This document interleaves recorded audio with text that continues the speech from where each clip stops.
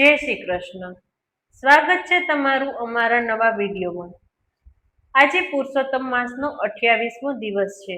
તો આજે આપણે પુરુષોત્તમ માસનો અધ્યાય 28 કદરી બ્રાહ્મણ ગૌલોકમાં વિશે સાંભળીશું. બોલો પુરુષોત્તમ ભગવાનની જય. સુત પુરાણી બોલ્યા, હે સોનકાદી મુનિઓ, ભગવાન નારાયણે જે કથા નારદજીને કહી હતી તે કથા હું તમને આગળ કહું છું, તે સાંભળો. કદરી બ્રાહ્મણને પોતાના પાપોના ફળ રૂપે ઘણો સમય પ્રેત યોનિમાં પસાર કરવો પડ્યો. બીજે જન્મે કાલંજર નામના પહાડમાં ઇન્દ્રકુંડ નજીક આવેલા મુર્ગ તીર્થમાં વાનર રૂપે જન્મ પામ્યો. આ વાત સાંભળી નારદજીને શંકા થતા તેમણે ભગવાન નારાયણને પૂછ્યું, આ દુષ્ટાત્માનો પ્રેત યોનિમાં રહ્યા પછી આવા પવિત્ર સ્થળે સાથી જન્મ થયો? તેમની શંકાનું સમાધાન કરતા ભગવાન નારાયણે જે બાબત નારદજીને જણાવેલ તે હું તમને જણાવું છું. કદરી બ્રાહ્મણ પાપાત્મા હતો, છતાં તેનાથી એક પુણ્યનું કાર્ય થઈ ગયું હતું. પુરુષોત્તમ માસમાં એક વૈશ્ય દંપતીએ વ્રત લીધું હતું. તેનું ઉદ્યાપન હતું. તે વખતે બીજા બ્રાહ્મણોની સાથે તે ધનનો લોભ કરીને ગયો હતો. અનાયાસે તેનાથી શ્રી પુરુષોત્તમ ભગવાનની પૂજાના દર્શન થવાથી આ પુણ્ય બળે તે આ પવિત્ર સ્થાનમાં વાનર તરીકે અવતાર પામ્યો હતો. ભગવાન શ્રી રામે લંકામાં રાવણનો વધ કર્યો. પછી તેમને મદદ કરનાર વાનરોનો આશીર્વાદ આપતા જણાવેલ કે તમે જ્યાં જશો ત્યાં તમને ફળ ફૂલ મળી રહેશે. ત્યાંના વૃક્ષો દળ ફૂલથી લગેલા રહેશે. અહીં પણ ફળ ફૂલનો તોટો ન હતો, પણ કદરી બ્રાહ્મણ જે વાનર રૂપે જન્મેલ તેને પિત્તની પીડા પેદા થઈ હતી, જેથી તે ફળો ખાઈ શકતો ન હતો. આથી તેનું શરીર અશક્ત થવા માંડ્યું. એક દિવસ તે વાનર એક ઝાડ પરથી બીજા ઝાડ ઉપર છલાંગ મારતા નીચે પટકાઈ પડ્યો અને તેના હાડકાં ભાંગી ગયા. તેનાથી હાલી ચાલી શકાતું નહોતું, જેથી લાચાર હાલતમાં તે ત્યાં જ પડી રહ્યો. 1 મહિનો તે ખાધા પીધા વગર ત્યાં જ પડી રહ્યો. આ વખતે પુરુષોત્તમ માસ ચાલતો હતો. એક દિવસ તે મહા મુસીબતે એક ઝાડ ઉપર ફળ ખાવાની ઈચ્છાથી ચડ્યો, પણ તે ફળ પાસે પહોંચે તે પહેલા અશક્તિને લીધે તેની પકડ છૂટી જતા નીચે આવેલા કુંડમાં પડ્યો. તેમાં તે મરણ પામ્યો. એક તો ના છૂટકે આખા પુરુષોત્તમ માસમાં ઉપવાસ થવાથી અને છેલ્લે કુંડમાં સ્નાન પામવાથી ભગવાન વિષ્ણુના પાર્ષદો તેને લેવા વિમાન લઈને આવ્યા. આથી વાનરને આશ્ચર્ય થયું. તેણે પાર્ષદોને પૃચ્છા કરી, મારા કયા પુણ્ય બળના આધારે આપનું આગમન થવા પામ્યું છે? આથી પાર્ષદોએ જણાવ્યું, અજાણપણે અને ના છૂટકે તારાથી પુરુષોત્તમ માસમાં ઉપવાસ થવા પામ્યો છે અને છેલ્લે તું કુંડમાં સ્નાન પામ્યો છે. આ પુણ્ય બળે અમે આજે અહીં આવ્યા છીએ. આ સાંભળી વાનરનો આત્મા પ્રસન્ન થયો. પાર્ષદોએ તેને ભગવાન વિષ્ણુ સમક્ષ રજૂ કર્યો. ત્યારે ઘણા દેવતાઓએ તેનું સન્માન કર્યું. શ્રી બૃહનારદ્ય પુરાણના પુરુષોત્તમ મહાત્મયનો કદરી બ્રાહ્મણ ગૌલોક નામનો 28મો અધ્યાય સંપૂર્ણ થાય છે. બોલો પુરુષોત્તમ ભગવાનની જય. હવે આપણે પુરુષોત્તમ માસની પાવન કથા વૈકુંઠની જાત્રાની કથા વિશે સાંભળીશું. નદી કિનારે રળિયામણું એક ગામ હતું. તેમાં એક પટેલ રહે. પટેલને 4 દીકરા હતા. પટેલે 4 દીકરાને પરણાવ્યા હતા. 5 વર્ષ થયા પટલાણીનું અવસાન થયું. દીકરાઓ ખેતી કરે, વહુઓ ઘરકામ કરે અને પટેલ આખો દિવસ આંગણે ખાટલે બેઠા બેઠા પ્રભુનું નામ સ્મરણ કર્યા કરે. કોઈ મહેમાન આવે તો તેનું સ્વાગત કરે, યથાશક્તિ દાન પુણ્ય કરે, અભ્યાગતને ભોજન આપે, સાથે સાથે ઘરનું ધ્યાન પણ આપતા રહે. પટેલ સ્વભાવે ભોળા હતા, કપટી નહોતા. એવામાં પુરુષોત્તમ માસ આવ્યો. પટેલે પુરુષોત્તમ માસનું વ્રત કર્યું. સવારે પ્રાતઃકાળે ઉઠી નદીએ સ્નાન કરવા જતા.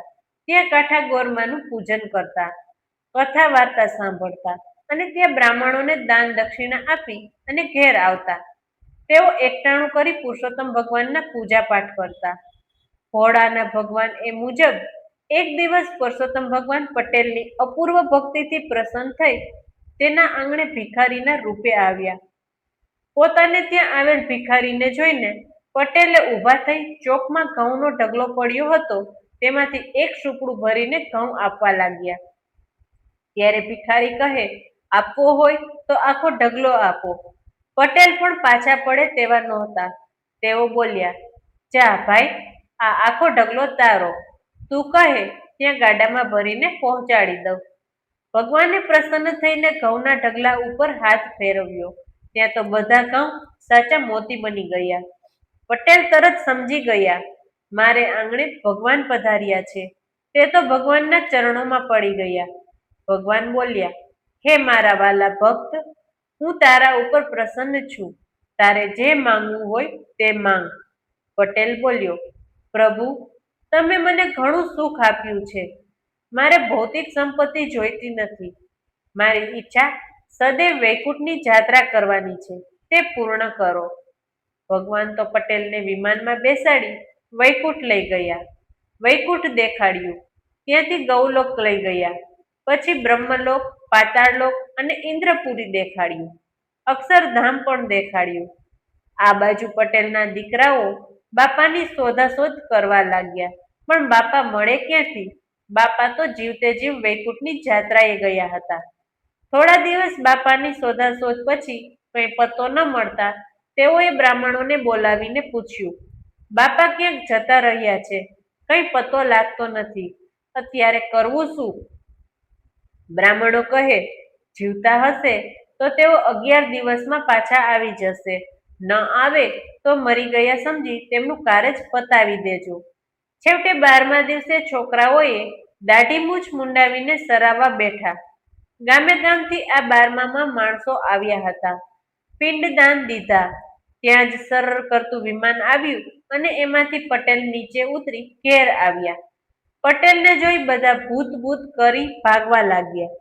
પટેલ બોલ્યા, ભાઈઓ, હું ભૂત નથી ને પલિતેય નથી.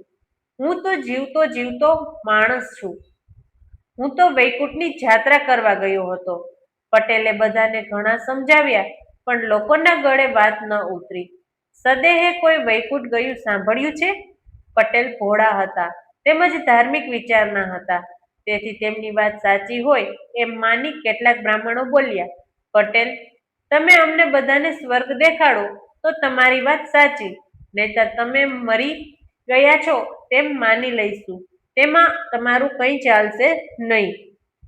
પટેલ પુરુષોત્તમ ભગવાનને પ્રાર્થના કરવા માંડી, હે ભગવાન, મારી લાજ તમારા હાથમાં છે.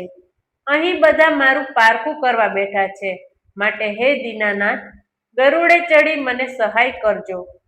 ભગવાને પટેલનો પોકાર સાંભળ્યો અને તેઓ ગરુડે ચડી ત્યાં આવી પહોંચ્યા. પટેલે પ્રભુને પ્રાર્થના કરતા કહ્યું, હે પ્રભુ, આ બધાને જીવતે જીવ સ્વર્ગની યાત્રા કરાવો, નહીતર મને અહીં કોઈ જીવવા નહીં દે. ભગવાન બોલ્યા, ભક્ત, વૈકુંઠના દર્શન પુણ્યશાળીને જ થાય. ભક્તની જીદ આગળ ભગવાને નમતું જોખ્યું ને બોલ્યા, ભક્ત, તમે ગરુડના પગ પકડો, બીજો તમારા પગ પકડે, ત્રીજો બીજાના પગ પકડે, એમ જેને જેને વૈકુંઠ આવવું હોય તે આવે. ભગવાને ગરુડને ઉડવાની આજ્ઞા કરી કે પટેલ ગરુડના પગ પકડી લીધા. બ્રાહ્મણે પટેલના પગ પકડ્યા. આમ પટેલ અને 7 બ્રાહ્મણો આકાશમાં ઉડ્યા. જીવતે જીવ વૈકુંઠ જોવાનું મળશે એ આશાએ બધાને આનંદનો પાર નથી. જે બ્રાહ્મણે પટેલના પગ પકડ્યા હતા એને લાડવા બહુ ભાવે. એ પટેલને પૂછવા લાગ્યો, હે પટેલ, વૈકુંઠમાં લાડવા મળશે ને? પટેલે હા પાડી.